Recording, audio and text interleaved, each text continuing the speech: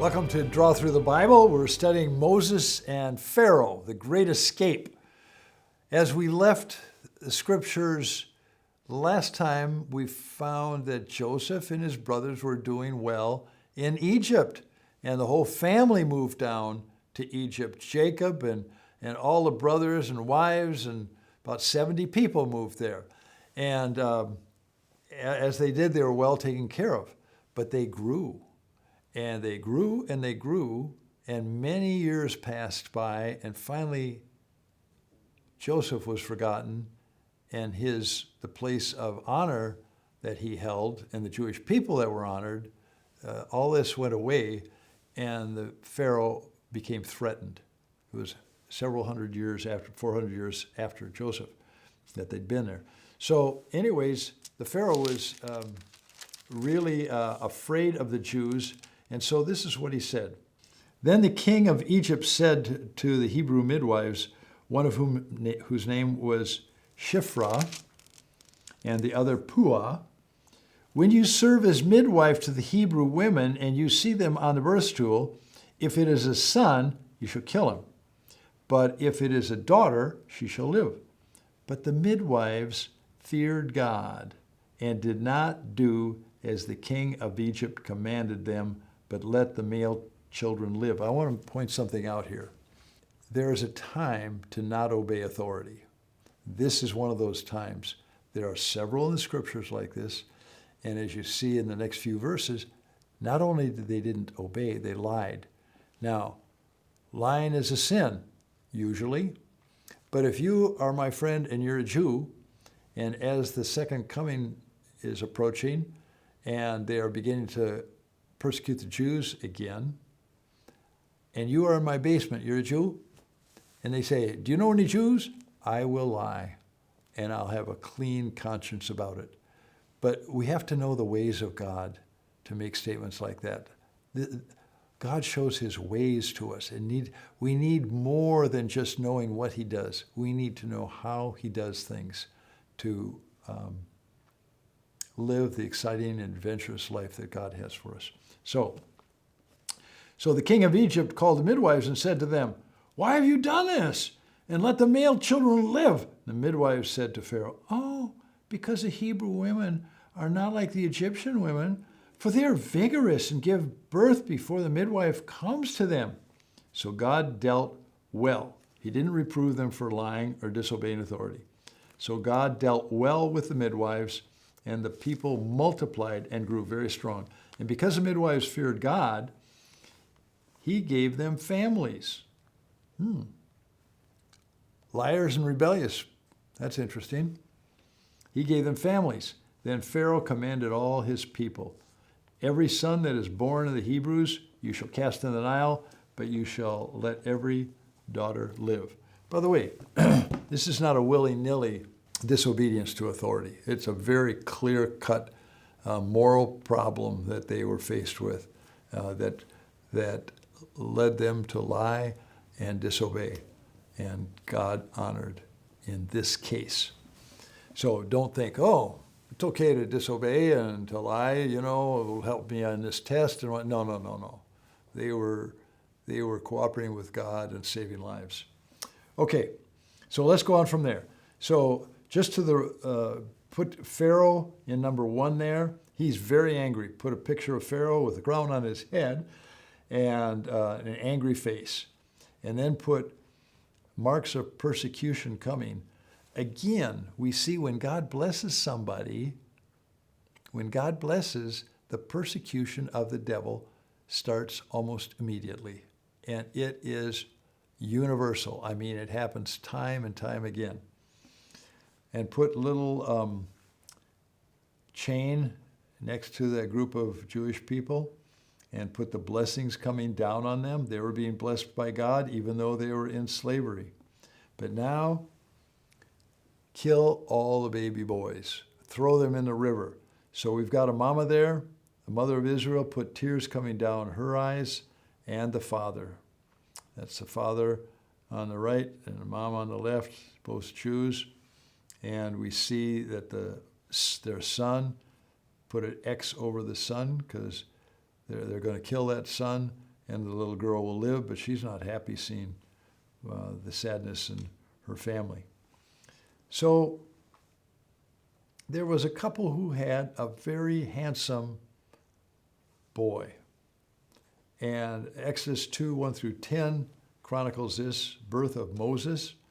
They put him in this basket, put a menorah in that empty spot in the basket, and put a little head poking out of it with a big smile.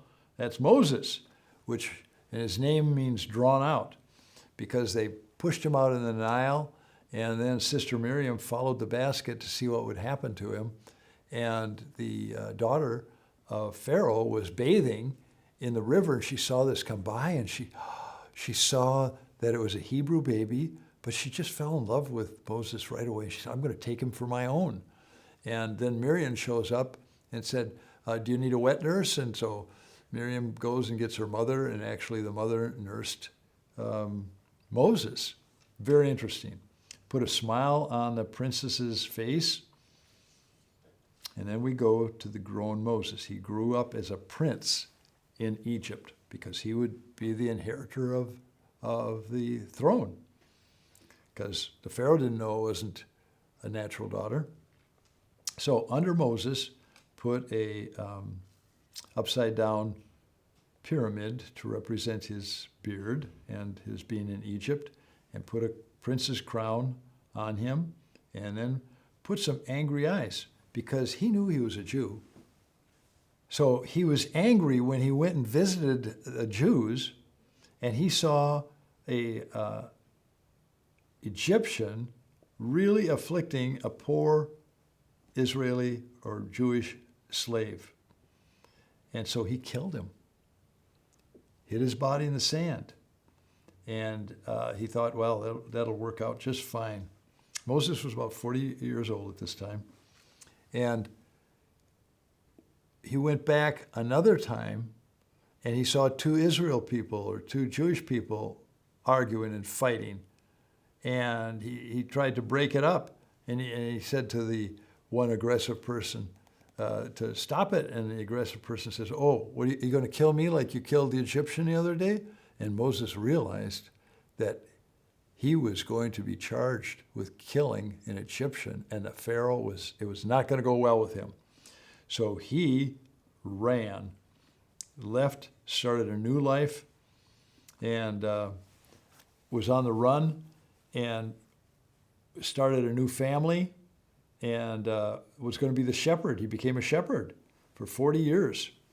And so he's 80 years old now. He ran when he was 40 years old, and now 40 years later, he had a wife, he had a family, he was a shepherd, he was relatively successful.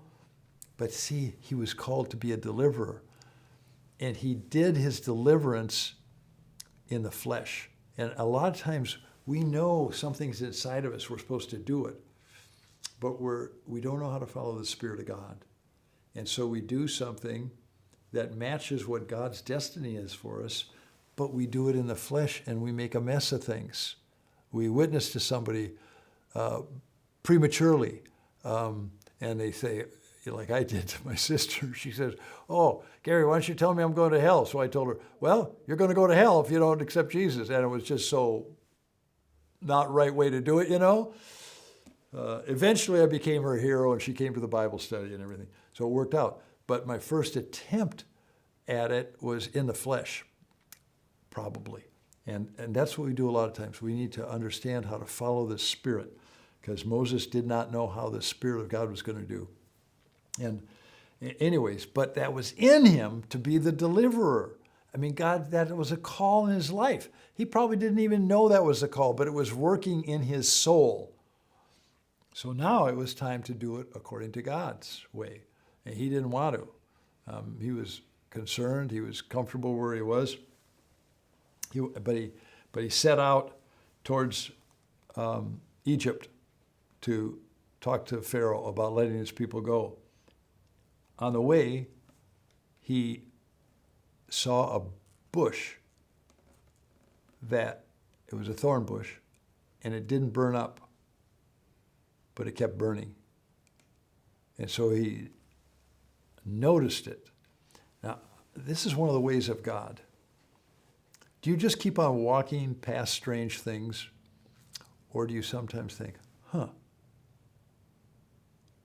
something gets your attention, a person, a signpost, a book. Do you slow down, or are you in a hurry to go do whatever you got in mind? Or do you slow down and say, wow, what's this? He stopped, he looked at the bush, and the bush starts talking to him. Take off your shoes, you're on holy ground. Oh my goodness. So God talked to him out of the bush. God will talk to you out of different circumstances that are out of the ordinary for you. Listen to him. Anyway, so God talks to him, and he said, well, who shall I say sent me? I mean, this is quite a task to go to Pharaoh. Nobody's going to listen to me. The people aren't going to listen to me. Pharaoh's not going to listen to me. What am I going to do? He said, what shall I call you? He said, Yahweh. Tell them Yahweh sent you. Yahweh is the most unusual name that if I was writing a story, a myth, to try to get people to believe in a mythological God, I don't know who would ever come up with a name like this, because it simply means I exist. I am that I am. I mean, what an incredible name God has for himself, Yahweh. Anyway, so he had the name of Yahweh. So write Yahweh in the box there by the burning bush and put some flames coming out of the bush. Put 40 years. He was a shepherd by the little staff. And then the arrow takes us to a determined face now. He's not angry, he's determined. Put in the box, let my people go. And coming out of Pharaoh's mouth, no way. And Moses came with a staff in his hand, and God said, what's in your hand, staff? Whatever we have is going to be used by God. He threw the staff down, it became a snake. At another point, he hit the waters with the staff.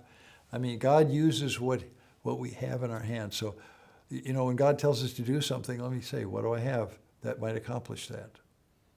What do I have? Because God knows what you have, and he knows who you are, and he knows the destiny he has for you. Let my people go. Put a key of faith by him. He went several times, and there were 10 plagues for 10 resistances on Pharaoh's part, and some have outlined that each plague represented one of the things that the Egyptians were worshiping, and God showed his power over them one after another. And it's very valuable to go ahead and read those plagues, but we're not going to go through each one. We're just going to go to the last one. The last time Moses was sent, he said, the firstborn animal, the firstborn child in every family is going to die. And Pharaoh says, that's not going to happen. And the curses came down, 9 of them, but this last one put 9 curses coming down on Pharaoh in number 3. 9 arrows of curses, but then have 1 arrow of judgment coming down on his son, on the prince. And he put a cross across him. He was killed. He died. And so finally, Pharaoh let them go. But before they went, the night that everybody was going to die, the Israelites were instructed to take a lamb, kill the lamb, and put the blood on the doorposts. And if you'll notice, so there's blood at the top of the doorpost, and it very likely dripped down, and then on the 2 sides. And if you take the blood of that lamb and see what it does, it makes a cross over those people. The lamb that they killed, put a little cross in him and put a big X, because they killed the lamb and they ate it. And the death angel passed over any house of the Jews where the blood of the Lamb was on the entrance. And of course, that again is Jesus, that when we have his blood, the death angel passes over us.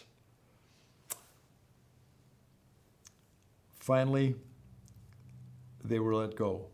This is called the Feast of the Passover, by the way. So again, we're reminded John 1:29, which says, "Behold the Lamb of God." Again, here's the Lamb who takes away the sin of the world. So Moses then led the people, key of faith in front of him, led them through the Red Sea and into what he thought was going to be the promised land real soon, and it wasn't. So here's something to take note of in terms of the way of God. Oppression comes again when you're chosen by God. He brings us deliverance, but then after deliverance is wilderness, right in wilderness. God may do a marvelous thing, bring us through a Red Sea experience, but then there is always a wilderness to patiently walk through before you get the actual promise that God has for you. Whether it's a good marriage, a good family, there is wilderness to walk through, whether it's success in your job or whatever. You have a miraculous indication that God's working, and then there's something to plow through in faith. In faith. And we're going to look at that wilderness walk next lesson.